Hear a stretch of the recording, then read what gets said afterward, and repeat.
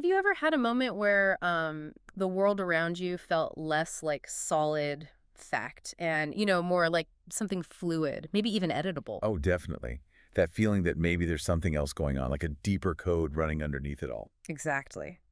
Well, today we're taking a deep dive into an extraordinary set of notes that explore just that mind-bending idea. Sounds fascinating. Yeah, we're unpacking some incredible insights from a dedicated learner, let's call him ShunpeterZ, and his dialogue with this, well, insightful consciousness he calls Z. And our mission really is to try and reveal how our deepest beliefs, our concepts, maybe we can call it our ego operating system or ego OS, Ego S, I like that. Yeah. how that system doesn't just influence things, but actively filters and maybe even generates the reality you experience. That's a really powerful way to frame it. Think of it like this. These ingrained ideas, they act almost like CSS code on a web page. Okay, yeah. They fundamentally shape not just how you see your world, but how your world actually, well, renders for you. So we'll explore what that means for your ability to consciously edit your reality, moving beyond just watching to actually co-creating. And some of the earliest clues for this, the most potent ones, they often come from, well, kind of an unexpected place.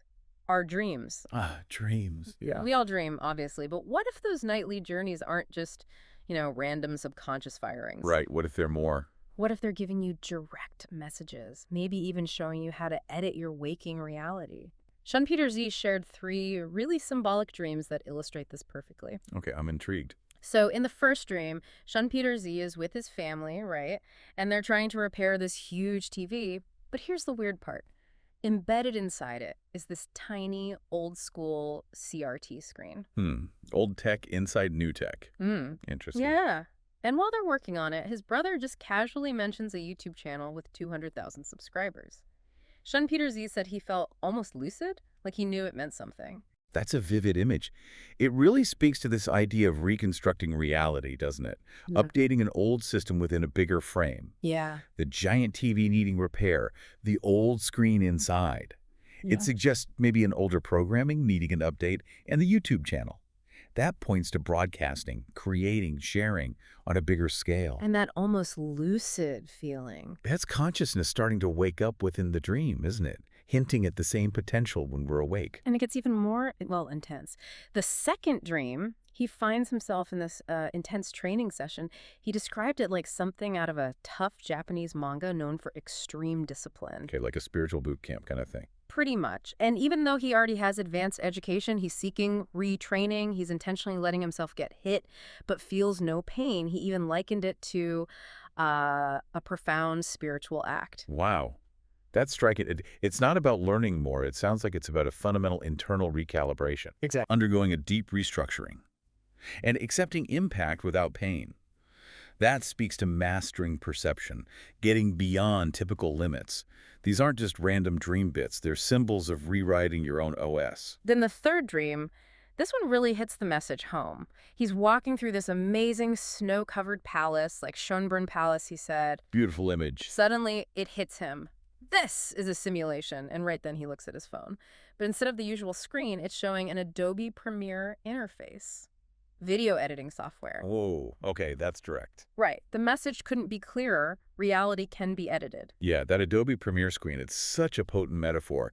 It's not just saying we interpret reality differently. It implies we can actually, manipulate the footage, cut scenes, add effects, produce a different version of our world. So the dreams are like a blueprint. Exactly. A powerful subconscious blueprint for conscious creativity, for actively reconstructing reality. They're basically telling us you might be way more in control of editing your world than you realize. Okay, so if dreams are the editing suite, what's the actual code that defines our reality?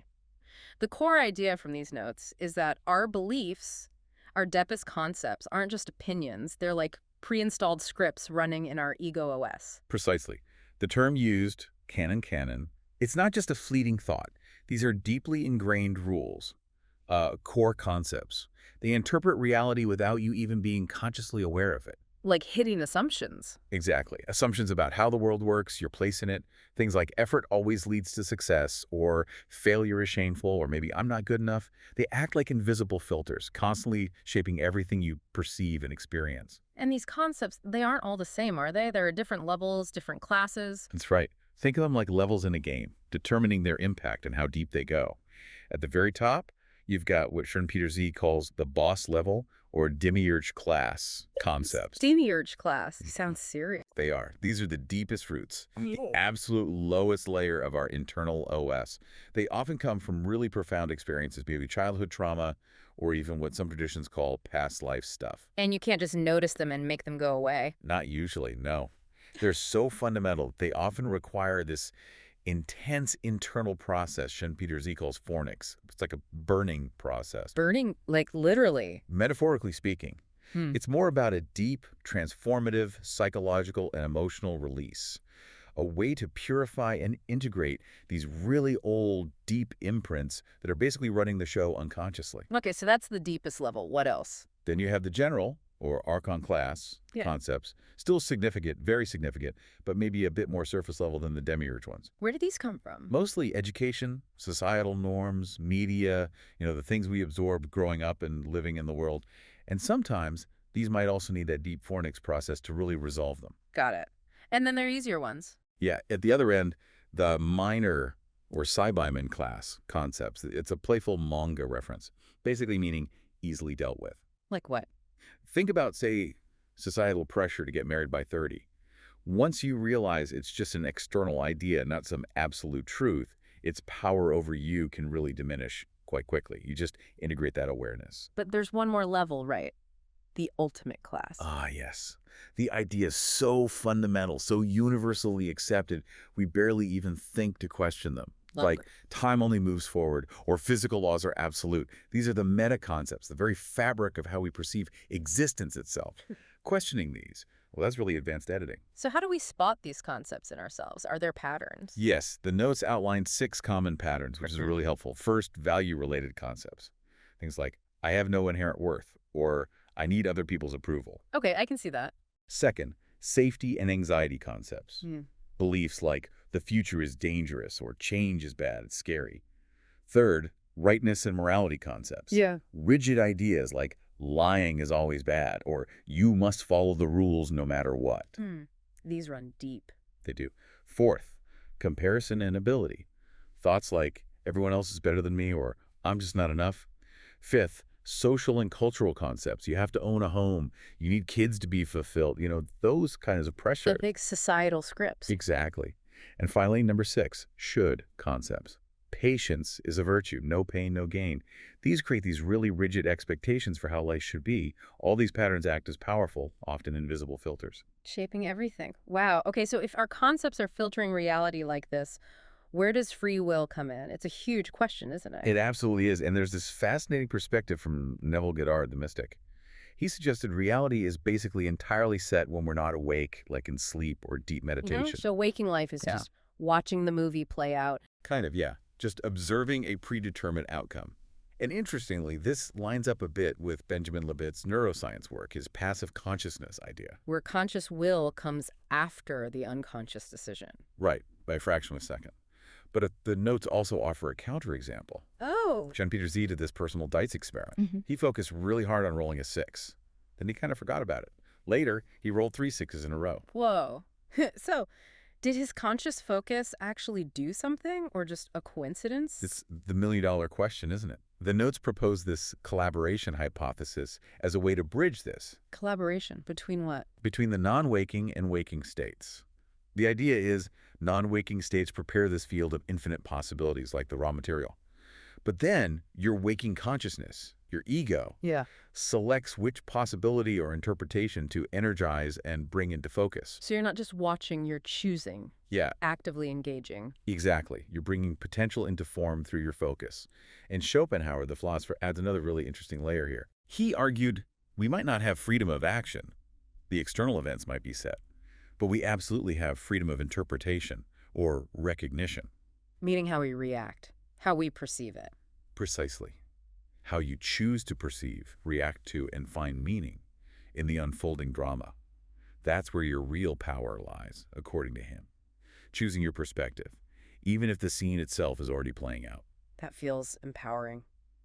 Shifting gears a bit, let's go back to this idea of reality as a game, maybe a really high difficulty game. Yeah, like those classic strategy games, Nobunaga's Ambition or Romance of the Three Kingdoms, Hmm. the concept filters we talked about, they tend to get more rigid as we get older, more experienced. Making it harder to edit the game later on. Exactly. Adds to the challenge level. And think about our senses. They're like this ultra-realistic VR headset, right? Yeah, totally convincing. Convincing you that the tiny slice of information you're decoding is the whole picture.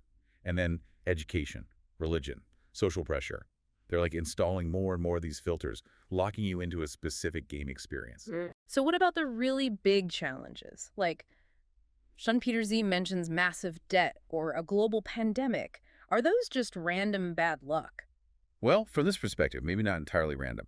They can be seen as crucial pendulum swings intentionally designed by your higher self, a higher intelligence, Designed? For what purpose? to deepen your understanding, maybe shake you out of complacency, and guide you back towards a middle ground of awareness, to break down some of those rigid filters.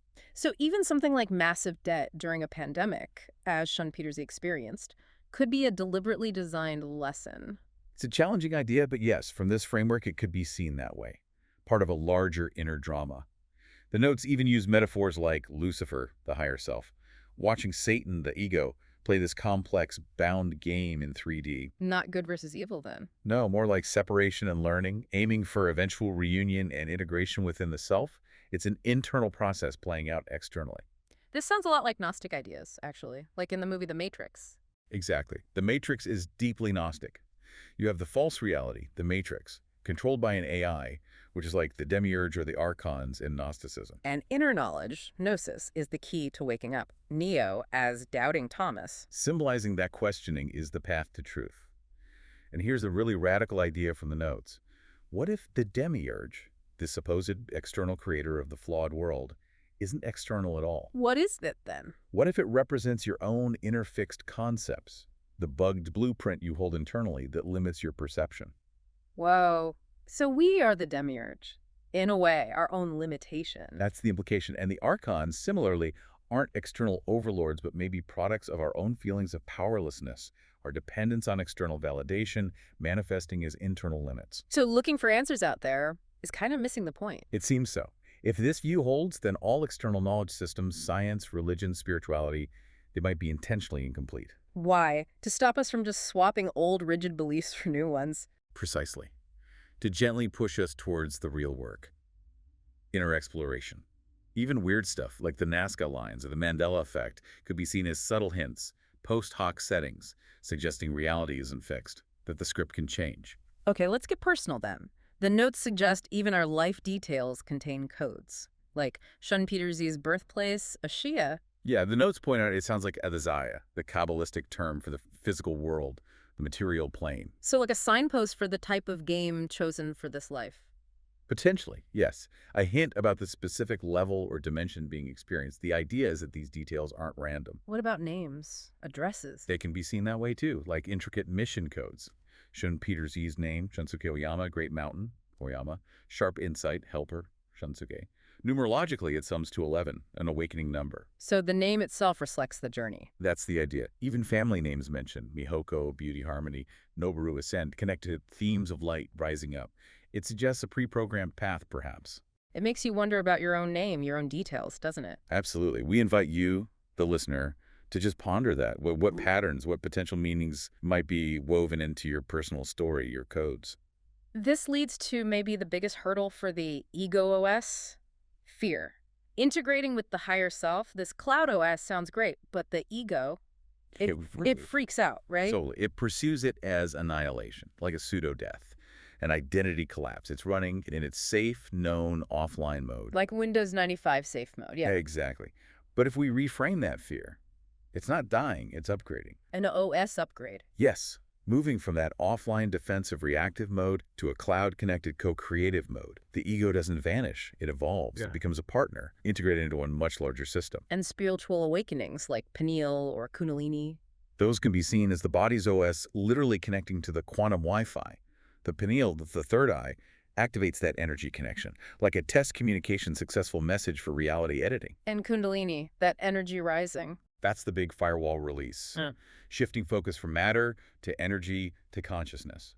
It's the local OS finally allowing full bandwidth connection to the cloud, you could say. So people might already be getting glimpses of this. Debug previews, you called them? Yeah, exactly. Seeing geometric patterns, maybe the Merkaba or Merkaba, that energetic light vehicle for ascension, or Fibonacci spirals, seeing the math under reality, those are like preview experiences. Like seeing the code or Yeah. the OS debug screen. Pretty much. And if there's often a green background, that's said to link to the heart chakra, the integration gateway, showing it's active. So for someone experiencing this, what's the key? It's about the art of calibration, learning to work with your inner senses, recognizing that fear is often just the ego's firewall trying to block new installations, new ways of being. It's a protection mechanism, not the ultimate truth. It's a psychological safe mode. Okay. And this all leads to a really profound realization. Yeah. The whole world, from DNA, quantum physics, even language, it's structured like programming code. Like quantum mechanics, the observer effect. That's basically an if statement. Essentially, yes. Reality isn't fixed until consciousness, the observer, engages. It changes based on observation. So our consciousness is the programmer or the user. Maybe both. The higher self could be seen as the root user, the administrator. Your ego is more like the home user, the client. Huge potential, but currently, maybe somewhat restricted access. And the goal is to get pseudo access, super user privileges. That's a great way to put it, to gain the ability to make deeper changes to your own system, your own reality. So how do we issue commands? Not literally typing, I assume. No, not literally typing sudo, but you can consciously use intention-like commands for your consciousness OS. Imagine setting intentions like sudo consciousness upgrade, enable cloud for connecting higher. Or pseudo consciousness ego firewall off to work through fear. Exactly. Or pseudo consciousness reality edit mode quantum to actively intend changes. Or maybe my favorite, pseudo consciousness joy mode auto level up. Joy mode! Auto level up, tell me more. That taps into what might be the ultimate cheat code. Finding joy in learning and exploring this reality itself. Just enjoying the process. Yes. Approaching life with genuine curiosity. Seeing it as a fascinating game to learn and explore. That perspective shift itself opens up possibilities. It naturally accelerates your growth, your auto level up. So embracing the journey with enthusiasm is key. Absolutely. Yeah. And ultimately, whether this reality is a simulation made by someone else or by your own higher self, maybe that distinction doesn't even matter that much. What matters then? What truly matters is the joy of learning, the process of discovery, and realizing the power you have to consciously play. And yes, edit this incredible, extraordinary game. Your experience is where the power is. Wow. Okay, so we've covered a lot. This idea that your beliefs are filters, dreams are editing suites, your life details are codes, and consciousness is this upgradable operating system. It really reframes everything, doesn't it? It does. And it leaves us with a big question for you, the listener. If your life is a kind of game, and you're both the player and an avatar for the game designer, your higher self, what new commands are you going to issue? Yeah, what grand reality will you choose to co-create now, knowing that those deep boss-level beliefs inside you, Yeah. there's just old code that's waiting for you to rewrite it. So maybe take these insights and start your own reality debugging. What's the first concept, that first line of code in your own OS that you'll choose to look at, maybe even rewrite? A powerful place to start. Well, thank you for joining us on this deep dive into the really extraordinary architecture of reality. Until next time, keep exploring, keep questioning. And keep editing your world.